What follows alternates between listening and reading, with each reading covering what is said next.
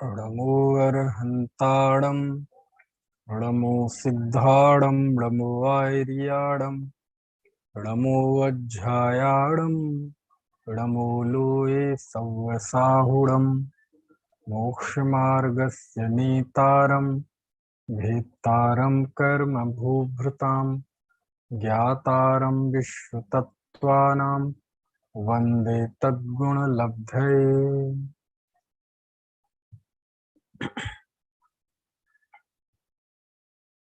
तत्वार्थ सूत्र छठवां अध्याय। इस छठवें अध्याय के अंतर्गत आश्रव तत्व का विवेचन चल रहा है। किन किन से आश्रव होता है, इंद्रिय, कषाय, अव्रत और क्रिया। पांचवें सूत्र में ये सब हमने जाना था, लेकिन आश्रव में विशेषता, किसी को कम आश्रव, किसी को ज्यादा आश्रव, किसी को बहुत ज्यादा आश्रव, किसी को बहुत कम, एक ही जीव को कभी कम आश्रव कभी ज्यादा आश्रव। तो ये जो आश्रव में वैशिष्ट है, विशेषता है, वेरिएशन है, ये कैसे आता है, तो उसको जानने का हम प्रयत्न कर रहे थे छठवें सूत्र के आधार से। तीव्र मंद ज्ञाताज्ञात भावाधिकरण वीर विशेषभ्य तद विशेषा, कि उन आश्रवों में तीव्र, मंद, ज्ञात, अज्ञात भाव, अधिकरण और वीर विशेष से आश्रव में विशेषता आती है। अब वीर विशेष, अधिकरण, ये सब क्या है, इसी को हम जानने की कोशिश कर रहे हैं। सबसे पहले हमने तीव्र और मंद जाना था, और फिर ज्ञात और अज्ञात। यानी तीव्र होता है तो कर्म का आश्रव तीव्र होता है, जब भाव मंद होता है तो मंद आश्रव होता है। ऐसे ही कोई भी भाव, कोई भी काम जब हम जानबूझ के करते हैं, जानकर करते हैं, तो ज्यादा आश्रव होता है, चाहे अशुभ का आश्रव हो चाहे शुभ का आश्रव हो। और जब अनजाने में होता है, उसके बारे में हम जानते नहीं है, बस हो गया, तो वो उससे कम आश्रव होता है, चाहे शुभ का और चाहे अशुभ का, है ना। तो ज्ञात भाव, अज्ञात भाव, मंद भाव और तीव्र भाव, इनसे आश्रव में विशेषता आ जाती है। इसके बाद लिया आचार्य ने अधिकरण, छठवें सूत्र में लिया ना अधिकरण, और पांचवा और छठवां लिया वीर्य। तो ये अधिकरण क्या होता है? अधिकरण का अर्थ होता है आधार। अधिकरण का क्या अर्थ होता है? अधिकरण का अर्थ होता है आधार। तो चूंकि यहाँ आश्रव का प्रकरण है, तो आश्रव का आधार क्या है? तो जीव आधार है। तो वो जीव भी आधार है, और जीव भी किसी न किसी वस्तु का आलंबन लेता है तो वह विकार करता है। तो अजीव भी आधार में आता है ना। यही कारण है कि आगे के सूत्र में, अभी हमने पढ़ा नहीं है, उस तक पहुंचेंगे सातवें सूत्र में, वहां उन्होंने अधिकरण के दो भेद किए, जीव अधिकरण और अजीव अधिकरण। तो वहां तो हम पढ़ेंगे। फिर उन्होंने जीव अधिकरण का स्वरूप बताया आठवें सूत्र में, फिर अजीव अधिकरण का स्वरूप बताया। तो अधिकरण का अर्थ होता है आधार। तो जिस आधार पे, जिस जीव के आधार पे अथवा अजीव के आधार पे आश्रव हो रहा है, उस आधार की वजह से भी आश्रव में विशेषता होती है ना। जैसे स्पर्शन इंद्रिय एक इंद्रिय के भी है, और स्पर्शन इंद्रिय हम आपके भी है। रसना इंद्रिय दो इंद्रिय वाले जीव के भी है और हम आपके भी है। लेकिन चूंकि हम पंचेंद्रिय हैं, हमारा आधार बड़ा है ना हम बड़े आदमी हैं, बड़े जीव हैं इस व्यवहार से। तो हम जब रसना इंद्रिय के द्वारा किसी विषय का सेवन करेंगे तो बंध आश्रव ज्यादा करेंगे। हम स्पर्शन इंद्रिय का सेवन करेंगे तो आश्रव ज्यादा करेंगे, और वो एक इंद्रिय वाला जीव वो कम करेगा। तो ये आधार से फर्क पड़ जाता है कि उसका आश्रव का आधार कौन है। तो जीव में जो आपस में विविधता पाई जाती है, उस विविधता के आधार से भी आश्रव में फर्क आता जाता है कि वह भाव किसके हो रहा है, वह जिसके हो रहा है, वह जीव कैसा है, उस आधार पर भी विशेषता आ जाती है। है ना। और एक एक बात हमेशा ध्यान रखिए कि कोई भी विकार जो होता है वो कभी बाह्य आलम्बन के बिना नहीं होता, और वो बाह्य आलम्बन भी अधिकरण कहलाता है ना। जैसे मान लीजिए किसी ने हमें गाली दी और वो गाली सुनकर हमें क्रोध आया, तो उसका गाली देना ये भी बाहर का एक आलम्बन है। ठीक है। तो कोई भी विकार हो, चाहे क्रोध, मान, माया, लोभ, कभी बिना आलम्बन के नहीं होता है। तो वो आलम्बन उसी अधिकरण बोलते हैं। तो उस अधिकरण के आधार पर भी आश्रवों में तीव्रता मंदता हो जाती है ना। आप अपने बच्चे को 10 रुपए का जेब खर्च दें, 100 रुपए दें और 1000 रुपए दें, तो उस आधार पे, उस बाह्य आलम्बन के आधार पे वो अपनी प्लानिंग करता है कि नहीं। और फिर आश्रव में कम ज्यादा हो जाता है उसके, है ना।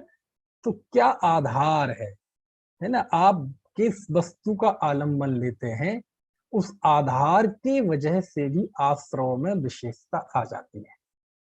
समझ में आया है। आप देखो किसी की लड़ाई हो रही हो, और यदि उस समय लड़ाई के लिए उसके पास कुछ नहीं हो, केवल हाथ हो, तो उस हिसाब से वो उपक्रम करेगा।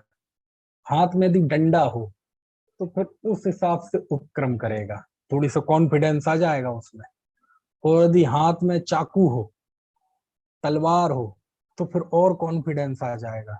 हाथ में बंदूक हो तो और कॉन्फिडेंस आ जाएगा। और यदि AK-47 हो तो फिर तो कहना ही क्या। और यदि रफेल उड़ा रहा हो और तो फिर तो कहना ही क्या।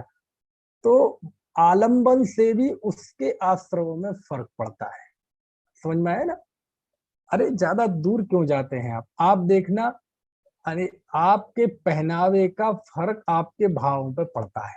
आप जो पहनते हैं ना, आपका पहनावा, आपके पहनावे का फर्क आपके परिणामों पे पड़ता है। क्योंकि जैसा आलंबन होता है वैसा आश्रय होता है ना।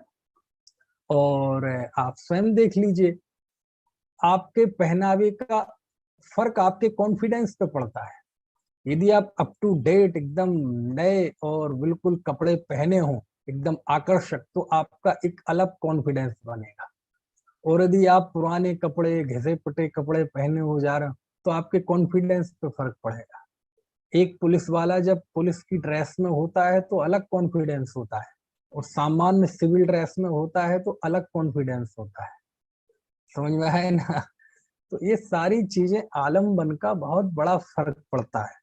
आप साइकिल चला रहे हैं तो एक अलग आलम्बन है, बाइक चला रहे हैं तो अलग आलम्बन है, कार चला रहे हैं तो अलग आलम्बन है, एरोप्लेन चला रहे हैं तो अलग आलम्बन है। तो जैसे बाहर में अधिकरण होता है उसके अनुसार भी कर्मों में विशेषता हो जाती है। ये सब बातें आचार्य ने शास्त्र में लिखी है। और अरे ज्यादा दूर क्यों जाते हैं कि आप देखो, आप कभी श्रवण बेलगोला गए हैं। श्रवण बेलगोला में जो भगवान गोमटेश्वर की मूर्ति है, कितनी विशाल मूर्ति। अब एक मूर्ति वो है जो 9 इंच की मूर्ति है, जरा सी छोटी सी, एक वो आलम्बन है। और एक इतनी विशाल मूर्ति आलम्बन है। तो उससे फर्क पड़ता है कि नहीं आपके परिणामों में।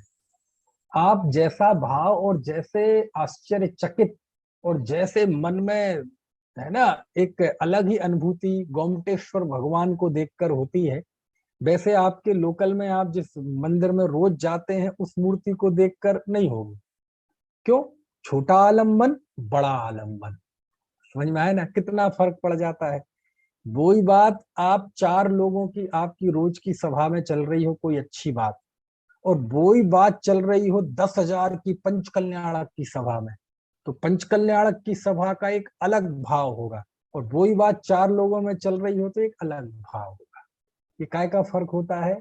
ये सब अधिकरण की विशेषता से भी, आधार से भी, जीव और अजीव के भिन्न भिन्न आधार पर ये हमारे आश्रमों में फर्क होता जाता है। क्योंकि हमारे परिणामों में फर्क होता है, हमारे महसूस करने में फर्क होता है ना। अब ये देखो, सब अधिकरण का ही तो फर्क होता है। आप एक कोई 500 रुपए की कोई चीज है, आप नुक्कड़ की दुकान पे जाएं तो 500 रुपए में आपको लगेगा ठग तो नहीं लिया। आप उसमें भी बार्गेनिंग करेंगे, 400 ले लो, 425 ले लो, 450 ले लो, इससे ज्यादा नहीं देंगे, चाहे देना हो तो दो, नहीं तो हम दूसरी दुकान पे जाएं। और वो ही वस्तु आप किसी बड़े शोरूम में चले जाएं और वो 1,000 रुपए में मिल रही है, आप खुशी खुशी लेंगे, कोई बार्गेनिंग नहीं करेंगे और बस क्रेडिट कार्ड देंगे और वो थैली में रख के दे देगा, थैली के भी 10 रुपए अलग से लेगा, आपके सिर पे जू नहीं रहेंगे। तो ये फर्क काय का पड़ता है? ये अधिकरण का फर्क पड़ता है।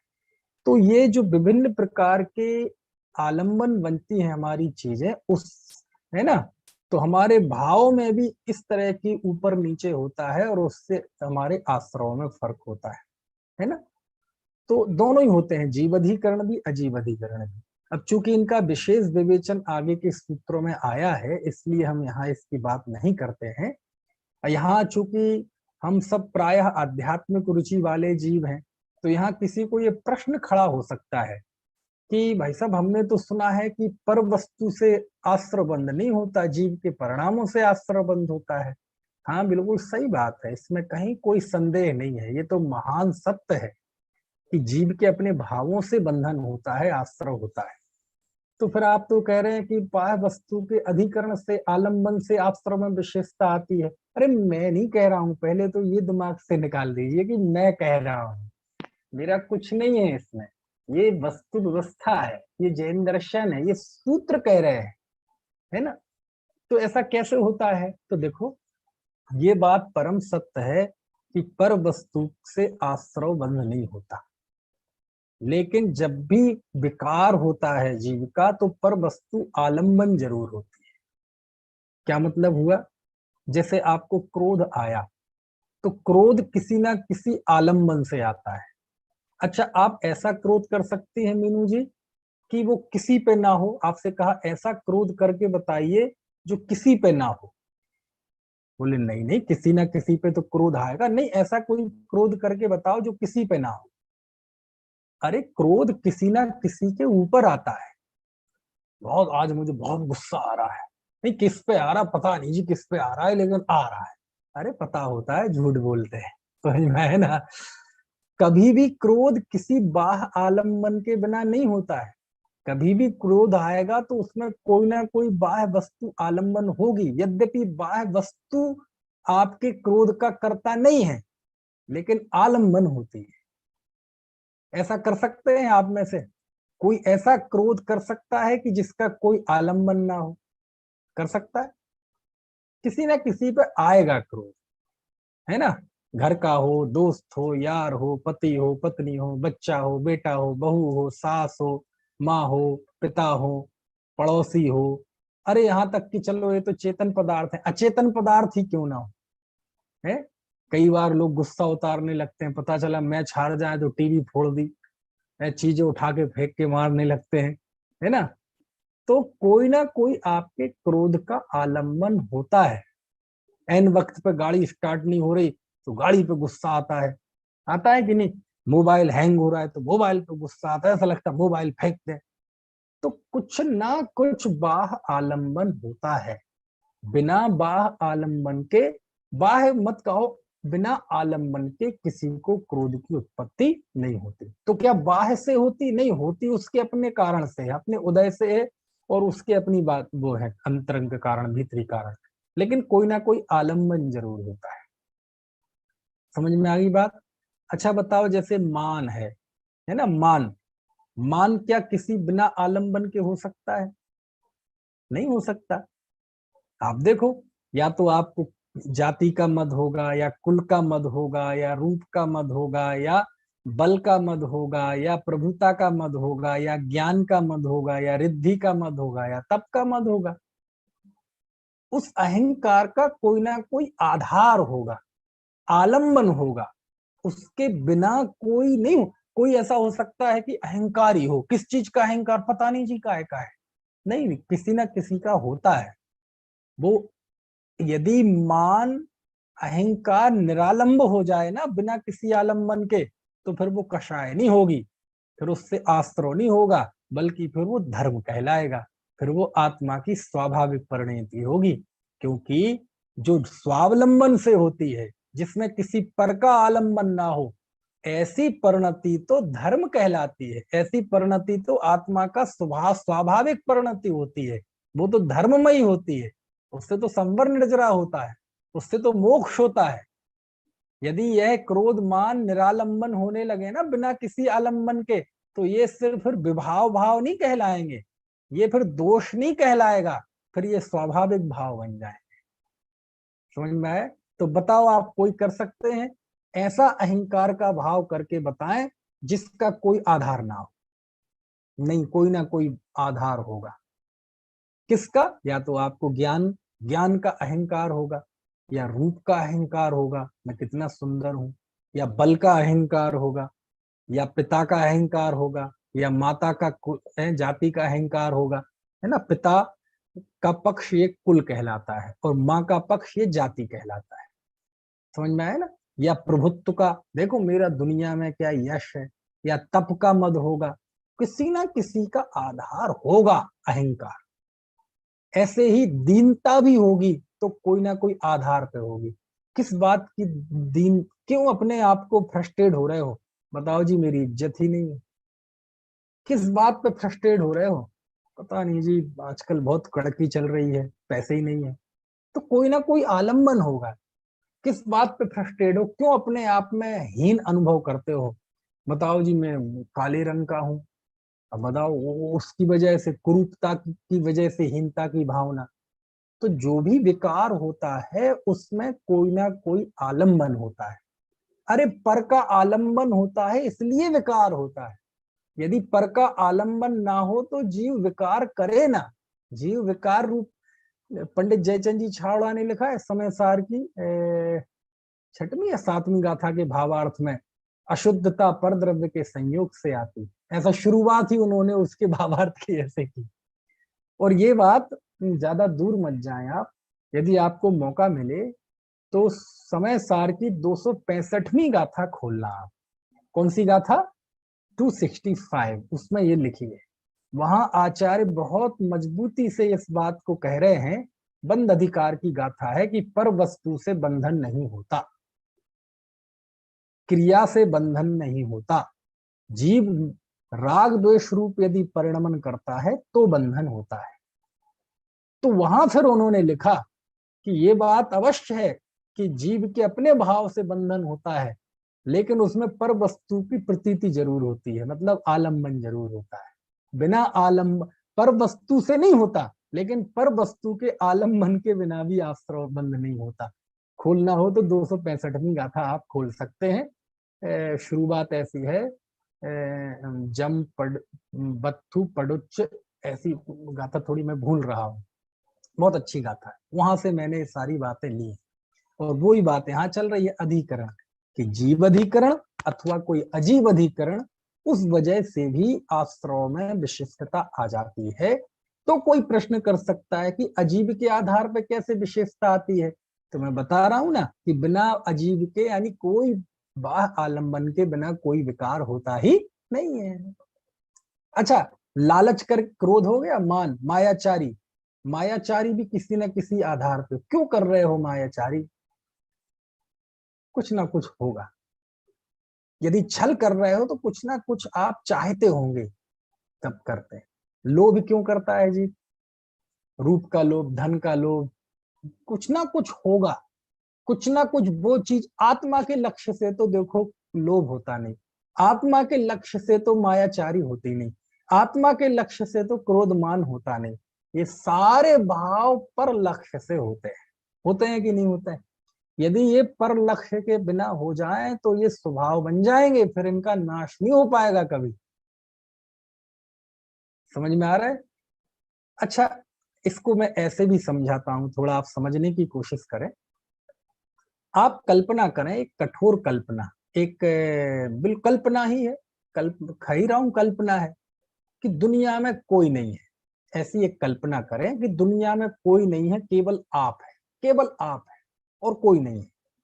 दूसरा कोई पुद्गल नहीं, दूसरा कोई धर्म धर्म आकाश, कोई जीव नहीं, कोई भी जीव। 5 द्रव्य तो है ही नहीं, जीव द्रव्य भी नहीं है। ये देखो, एक शास्त्र खोल के दिखा रही है ना, हाँ यही गाथा है, 265वीं गाथा है ना। चलो आप लोग, हाँ ये सुनीता जी भी खोल रही हैं, ये भवी, क्या नाम, भवी, हाँ ये भी दिखा रही हैं। अच्छा है, रख लीजिए। और ठीक है, तो उसमें क्या बता रहा था, हाँ ऐसी कोई एक कल्पना कीजिए। एक विषय को समझने के लिए कभी कभी कल्पना करना पड़ता है। गणित में नहीं करते हैं, एक के माने 100, एक के माने 11, कहाँ एक के माने 11 है। किसी को 1 रुपए देना हो, वो कहे 11 रुपए देने और 1 रुपए दो, बोले क्यों, एक के माने 11। तो वहां नहीं चलेगा ऐसा। तो ऐसी, लेकिन वो हल करना है तो ऐसा करना पड़ता है। ऐसे ही मैं जो बताना चाह रहा हूं आपको, उसके लिए आपको एक कल्पना करनी पड़ेगी कि आप कल्पना करें कि आप दुनिया में अकेले हैं, कोई दूसरा द्रव्य नहीं है, कोई दूसरा जीव नहीं है, बिल्कुल अकेले हैं। अब जब आप बिल्कुल अकेले हैं तो आप क्रोध करके बताइए, किस पे करेंगे? अहंकार करके बताइए, किस पे करेंगे? कुछ हो तो अहंकार करने लायक, आलम्बन चाहिए ना अहंकार करने के लिए, किस पे करेंगे? क्यों? क्योंकि अहंकार के लिए जरूरी है कम से कम एक आदमी छोटा हो, और उससे आप अपने, फिर उससे आप अपने सुख को बड़ा माने, अब अकेले ही हैं। अच्छा अकेले हैं तो लोभ करके बताइए, किस चीज का लालच करेंगे? कोई है ही नहीं। मायाचारी करके बताइए, किससे करेंगे छल? कोई है ही नहीं। समझ में आया? बिल्कुल वो कल्पना कीजिए कि जो जैनेतरों में कल्पना की है ना, एको ब्रह्म द्वितीयो नास्ति, कि दुनिया में एक ही ब्रह्म था, कोई दूसरा नहीं था। फिर वो कहते हैं, उसे भाव आया कि एक हम बहुत श्यामा, कि मैं एक हूं, मैं बहुत होऊंगा। हालांकि ये तो एक विकृत स्वरूप है ब्रह्म का, है ना, वस्तु व्यवस्था का। लेकिन आप कल्पना कीजिए कि आप दुनिया में केवल अकेले हैं और है ही नहीं कोई, तो आप सच मानना, ना आपको क्रोध होगा, ना मान होगा, ना माया होगी, ना लोभ। क्यों? ये सब कोई ना कोई आलम्बन चाहिए, और आलम्बन है नहीं कोई वस्तु पर का लक्ष्य ही नहीं रहेगा। तो यानी इसका मतलब ये है कि अकेला, अकेला एक जीव हो तो वो शुद्ध होगा, अकेला एक हो तो निर्विकार होगा। इसका मतलब ये हो गया अशोक जी, कि यदि आपको निर्विकार, इसमें से बहुत मार्मिक बात निकलेगी विनीत भाई साहब। इसका मतलब यह है कि यदि आपको निर्विकार होना है, यदि आपको निष्कषाय भाव सहित होना है, तो आपको अकेला होना पड़ेगा। क्या होना पड़ेगा? अकेला होना पड़ेगा। अब भौतिक तौर पे वास्तविकता तो यह है कि दुनिया में कोई फिजिकली तो अकेला हो नहीं सकता। क्यों? अनंत जीव है, उससे अनंत गुने पुद्गल है, ऐसे तो अकेला हो नहीं सकता। लेकिन कहते आप अनुभूति में अकेले हो सकते हैं, और जब अनुभूति में अकेले हो जाएंगे तो निष्कषाय भाव वाले हो जाएंगे, फिर पर का लक्ष्य नहीं रहेगा। क्योंकि एकाकी अनुभव करना, एकत्व का अनुभव करना मतलब पर लक्ष्य छूटना। इसलिए शास्त्र में बताया कि ज्ञानी क्या विचार करता है, एगो में सदो अपाणान दंसण लक्षणों, है ना, मैं एक हूं, अहमेक को खलु शुद्धो, मैं निश्चय से एक हूं। समझ में आया ना? क्योंकि जहां एकत्व तो है, वहां कुछ है ही नहीं, दूसरा पदार्थ ही नहीं है, मैं ही हूं। और जहां मैं ही हूं तो अब पर का आलम्बन है ही नहीं, और जहां पर का आलम्बन नहीं है तो वहां विकार भी नहीं है। यानी निर्विकार, मनोविज्ञान से सिद्ध है कि यदि आपको निर्विकार होना है तो एकत्व में जाना पड़ेगा। जहां द्वैत होगा वहां कोई ना कोई बाह्य आलम्बन होगा, और बाह्य आलम्बन होगा तो विकार अवश्य होगा। समझ में आ रही है बात? यही बात सर्वत्र अध्यात्म के ग्रंथों में, समय सार में कुंद कुंद देव ने कितनी महान बात लिखी। और इसी आधार पे तो वो ईश्वर कर्तृत्व का निषेध होता है, कि आप कहते एको ब्रह्म द्वितीयो नास्ति, एक ही ब्रह्म था, दूसरा कोई नहीं था। तो फिर उसे ऐसा क्यों भाव आया कि मैं एक हूं और बहुत होऊंगा? वो बहुत का कॉन्सेप्ट उसके दिमाग में से आया कहां से? क्योंकि बहुत नाम की तो कोई चीज है ही नहीं ना। आपको पता, एक इसके लिए छोटा सा दृष्टांत दूं। जो व्यक्ति अंधा होता है वो नहीं, जो व्यक्ति बहरा होता है वो गूंगा भी होता है नियम से। जो व्यक्ति बहरा हो, सुन नहीं सकता, है ना, वो नियम से गूंगा होता है यदि जन्म से उसने कभी, क्यों? क्योंकि जब उसके मस्तिष्क में कोई ध्वनियां ही नहीं है, कोई आवाजें ही नहीं सुनी आज तक उसने, तो वो रिएक्ट, बोलना मतलब रिएक्ट करना, बोलना मतलब रिएक्शन। जब उसने आज तक कोई ध्वनि सुनी नहीं तो वो बोलेगा क्या, है ना? आप देखो, जैसे आपका कंप्यूटर है, कंप्यूटर में सीडी प्लेयर भी है, आपने उसमें एक सीडी लगाई और कुछ नहीं आ रहा, देखा सीडी प्लेयर भी सही है, कंप्यूटर के सारे फंक्शन सही है और सीडी भी सही है, फिर भी क्यों नहीं आ रहा? पता चला सीडी खाली है। अब जब सीडी खाली है तो आएगा क्या उसमें डिस्प्ले पे? कोई गाने चित्र कुछ आएगा? कुछ भी नहीं आएगा। ऐसे ही यदि किसी ने आज तक कोई ध्वनि सुनी ना हो, कोई आवाजें ही ना सुनी हो, तो अब उसका दिमाग का वो कोश खाली है, वो सेक्शन खाली है, उसमें ध्वनियां है ही नहीं। अब जब है ही नहीं तो वो बोलेगा क्या? तो उसका फंक्शन सही होते हुए भी बोल नहीं पाता। और बच्चे जब सुनते हैं ध्वनियां तो वो रिएक्ट करते हैं, वो सुनते हैं पापा पापा तो पापा बोलता है, तो उसके ध्वनि तो सही सुनता है, लेकिन ध्वनि को कॉपी करने वाली जो उसकी जुबान है वो उतनी अभी मैच्योर नहीं हुई है, इसलिए वो तोतला के बोलता है। ध्वनि तो अंदर में यही चलती है, चाचा पापा मम्मी, लेकिन वो जुबा जो है कच्ची, इसलिए वो टाऊ टाऊ ऐसे तोतला के बोलता है, लेकिन बोलता है क्यों? क्योंकि उसके मस्तिष्क में ध्वनि है। तो रिएक्ट तब कर सकते हैं जब आपके मन में कोई ध्वनि हो, है ना? ध्वनि का आलम्बन चाहिए तो आप रिएक्ट कर सकते हैं। मतलब क्या हुआ? ऐसे ही यदि कोई आलम्बन ना हो तो व्यक्ति विकार रूप परिणमन नहीं करेगा, निर्विकार होगा। इसलिए अध्यात्म शास्त्रों में पर के आलम्बन को छोड़ने की बात कहते हैं कि एक ही अनुभव करो कि मैं एक हूँ, मैं शुद्ध हूँ, मैं शाश्वत हूँ। बस ये इस एकत्व के नजदीक जीव जितना चले जाएगा उतना निर्विकार हो जाता है, क्योंकि पर का आलम्बन, पर के साथ जुड़ना ही बेकार है ना? तो ये सब इसलिए बताई मैंने, ये सब बातें इसमें हैं कि अधिकरण की विशेषता से, आधार की विशेषता से भी आश्रमों में फर्क आ जाता है। ठीक है, चलिए आगे बढ़ते हैं। अब ये तो अध्यात्म की बात जुड़ जाए तो फिर मन सा रम जाता है ना? फिर अगला है वीर्य विशेष। वीर्य मतलब व्यक्ति की ताकत, इससे भी आश्रम में फर्क पड़ जाता है। कैसा फर्क पड़ जाता है? मान लीजिए आप, कोई रईस व्यक्ति है ना, उसमें ताकत है, ज्यादा है दान देने की, है ना? लेकिन कोई पंचकल्याणक हुआ, शिविर हुआ, उससे कहा साहब कुछ दान करो, और उसने 10,000 रुपए लिखवा दी। अब उसकी शक्ति तो है 10 लाख देने की, और दे कितने रहा है? 10,000। एक ऐसा व्यक्ति है जो गरीब है, उससे तो कहा भी नहीं किसी ने, उससे उम्मीद भी नहीं रखते हम कि ये कोई दान देगा, लेकिन बस उसका मन था कि नहीं नहीं नहीं, जो कुछ भी हो मेरी क्षमता के अनुसार जो भी होगा मैं दूंगा। और उसने 1,001 रुपए धीरे से चुपके से जाके दे दिए। ये भाई साहब, ये रसीद तो ले लो, आप दे देना मुझे रसीद, कोई बात नहीं। उसे लगता है जब इतने बड़े बड़े दान कोई लिखवा रहा हो, मेरे 1,000 की क्या वैल्यू है? समझ में आया ना? लेकिन उसने मन से दिया है।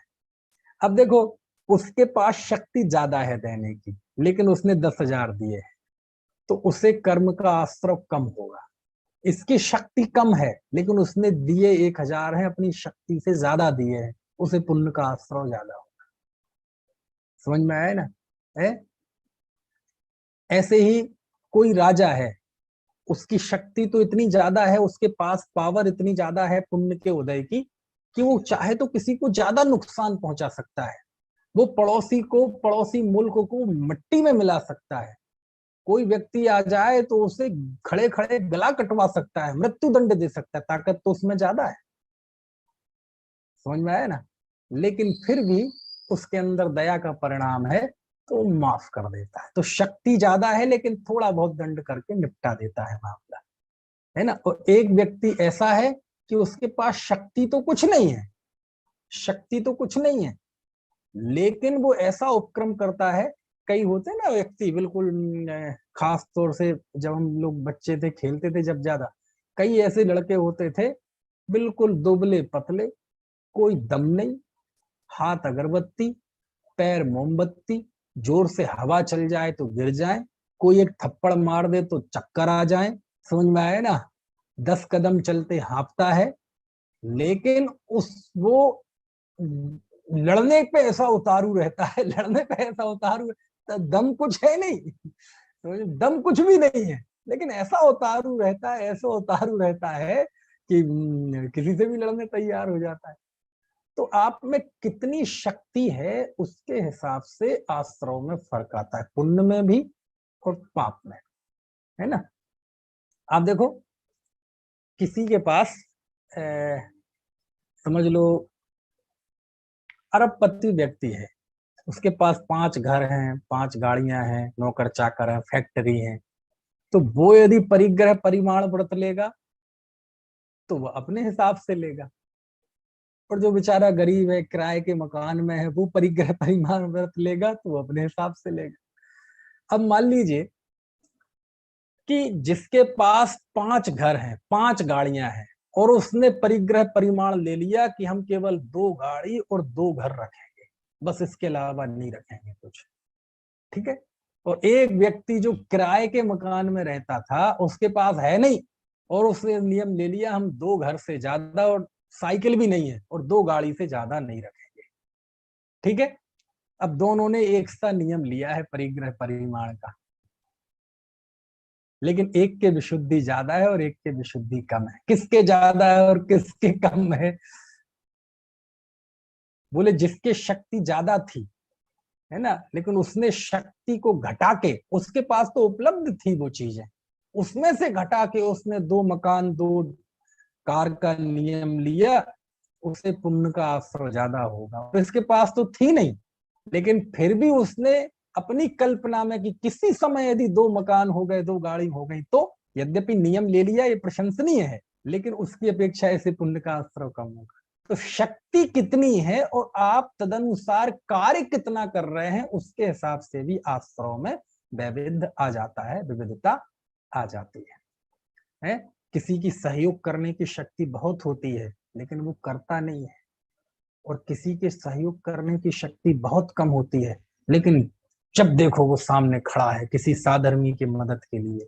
पैसे नहीं है तो फिजिकली खड़ा है, फिजिकली नहीं है तो जैसे भी जो काम दोगे सबसे आगे खड़ा है। शक्ति नहीं है लेकिन करता है, उसे आश्रय ज्यादा होता है पुण्य का। किसी के पास शक्ति है, अर्थ बल भी है, शारीरिक बल भी है, राजनीतिक बल भी है, लेकिन वो कोई मदद नहीं करता, तो ज्यादा ताकत होते हुए भी और थोड़ी कर भी देता है, तो हो सकता है उसने जो थोड़ी मदद की है वो उस गरीब की मदद से ज्यादा हो, लेकिन उसे कम पुण्य लगेगा क्योंकि उसके पास ताकत ज्यादा थी। समझ में आया ना। और इसके पास ताकत कम थी लेकिन उसने ज्यादा करने की कोशिश की, उसे पुण्य का आश्रय ज्यादा होगा, है ना। तो ये बहुत सारी चीजें हैं।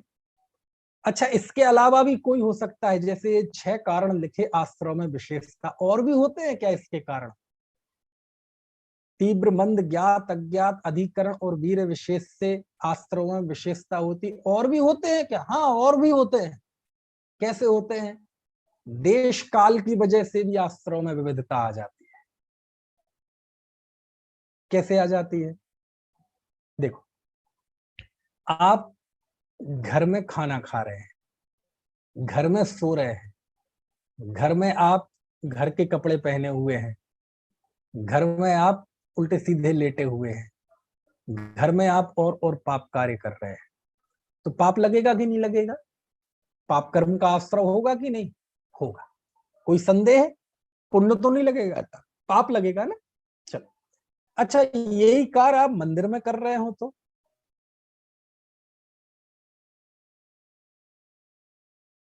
यही कार्य मंदिर में करें तो क्या होगा? तो पाप लगेगा कि नहीं लगेगा? लगेगा। कितना? उतने ही कि उससे ज्यादा? क्यों जी आभा जी, उतना ही लगेगा कि ज्यादा लगेगा? घर से ज्यादा लगेगा? बोले ज्यादा लगेगा। तो पड़ गया ना फर्क काय का। देश का फर्क पड़ गया ना, स्थान का फर्क पड़ गया ना।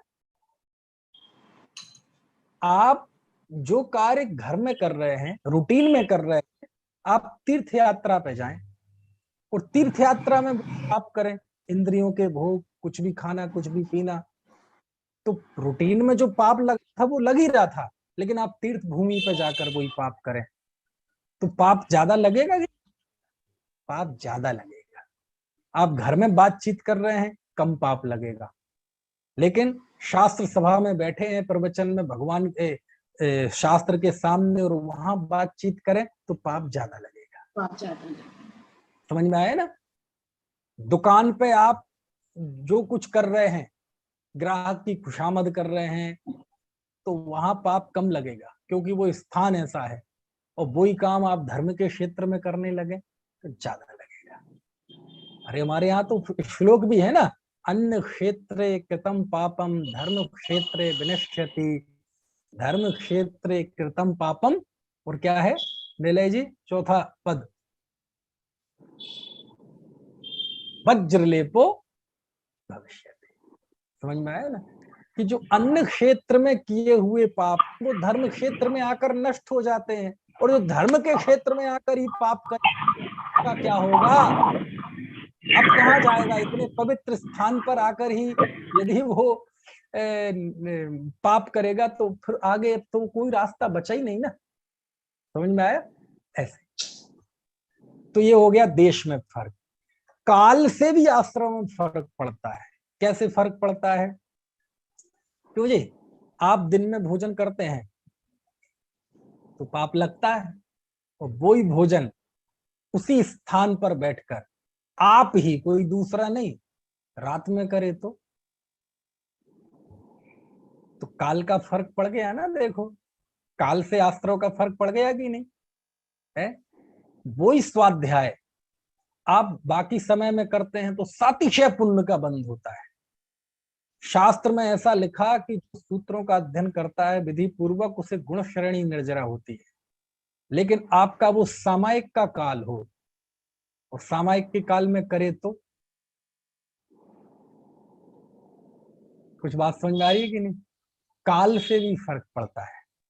जो पाप आप रूटीन में कर रहे हैं, यदि वो पर्व के दिन में करें तो, अष्टमी में करें तो, चतुर्दशी में करें तो, दशलक्षण पर्व में करें तो, अष्टानिका में करें तो, वो बहुत पाप का है। और इतने पाप का ही नहीं, पुण्य का भी है।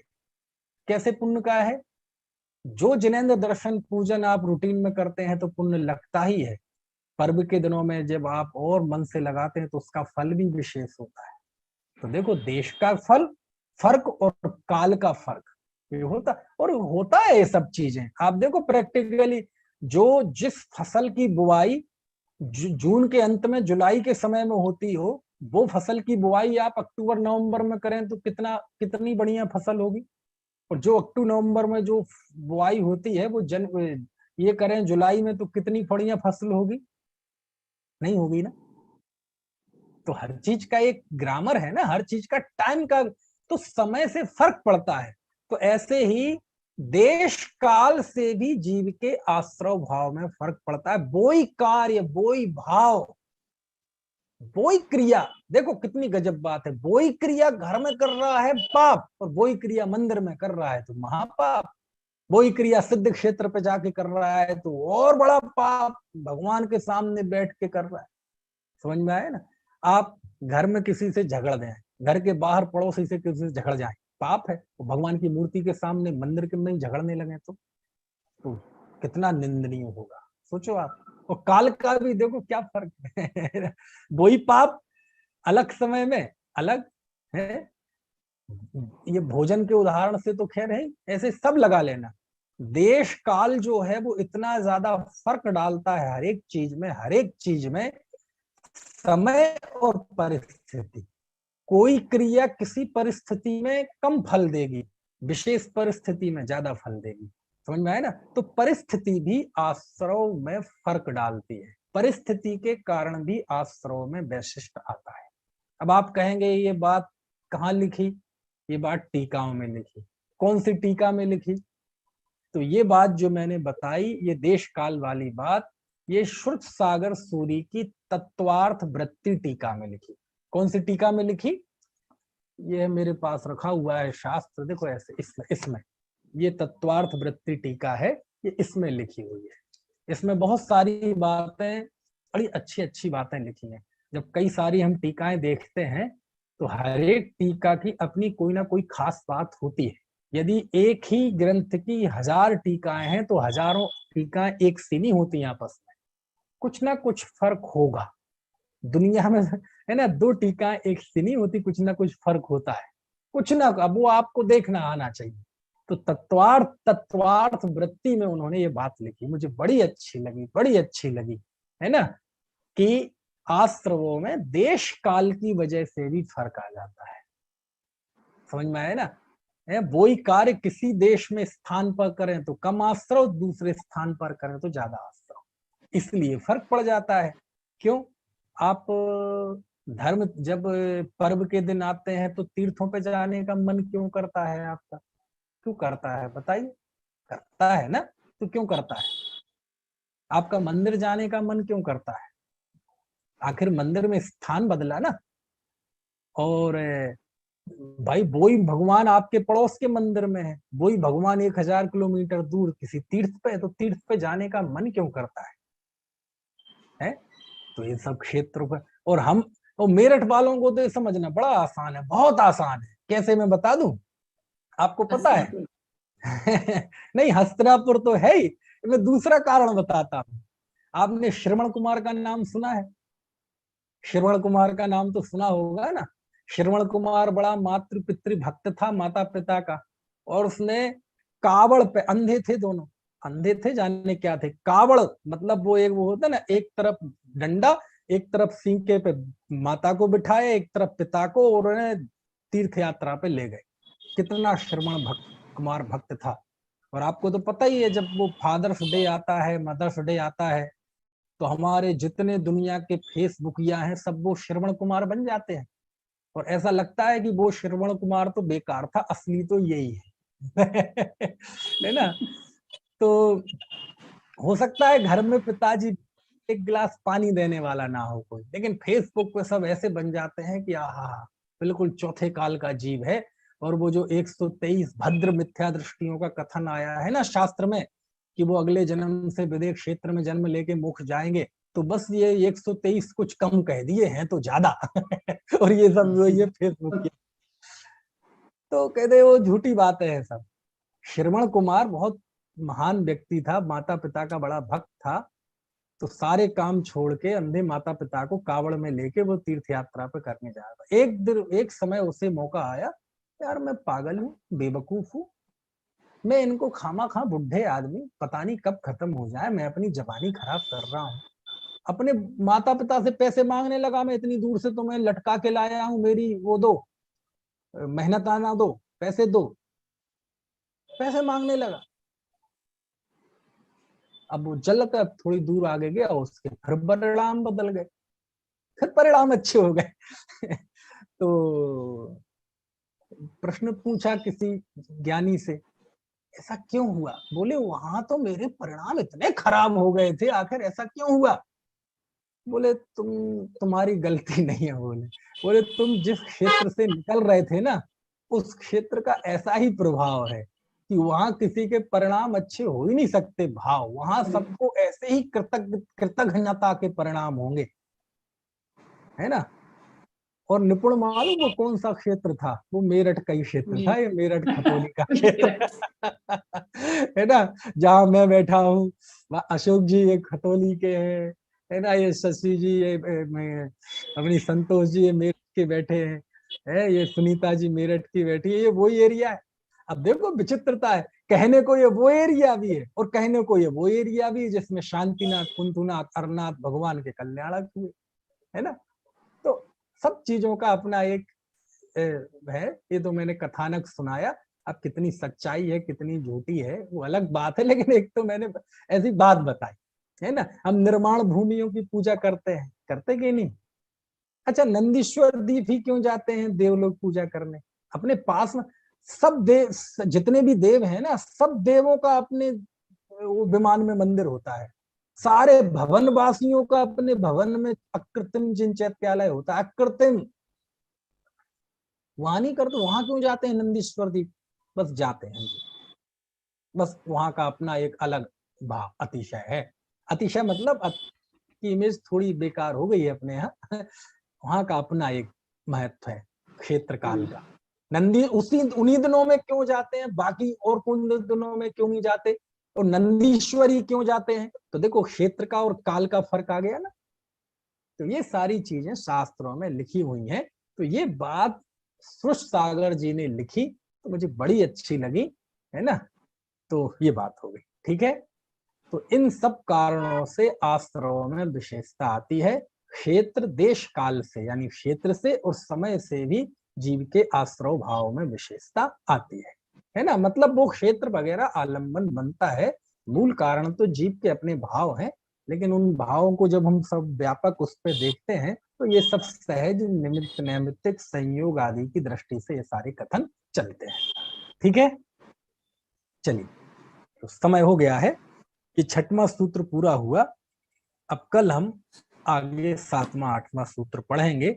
चूंकि इसमें अधिकरण कुछ खास है, ये जो 6 कारण बताए इसमें अधिकरण की बात कुछ खास है, क्योंकि अधिकरण मतलब आधार, और आश्रव का आधार या तो जीव है या जीव के साथ में संयोग जो पदार्थ होते हैं वो है। तो इन्हीं के आधार से सब कुछ आश्रव होता है। तो उसकी खास बात आगे के सूत्रों में है, वो बात हम कल करें।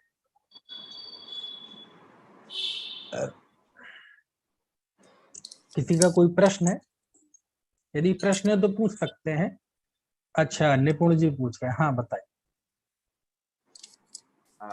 अभी अपन आश्रव की विविधता की बात कर रहे हैं ना, और हाँ ये हाँ आश्रव का वेरिएशन किस प्रकार से हो सकता है, बात सारी बात चल रही है।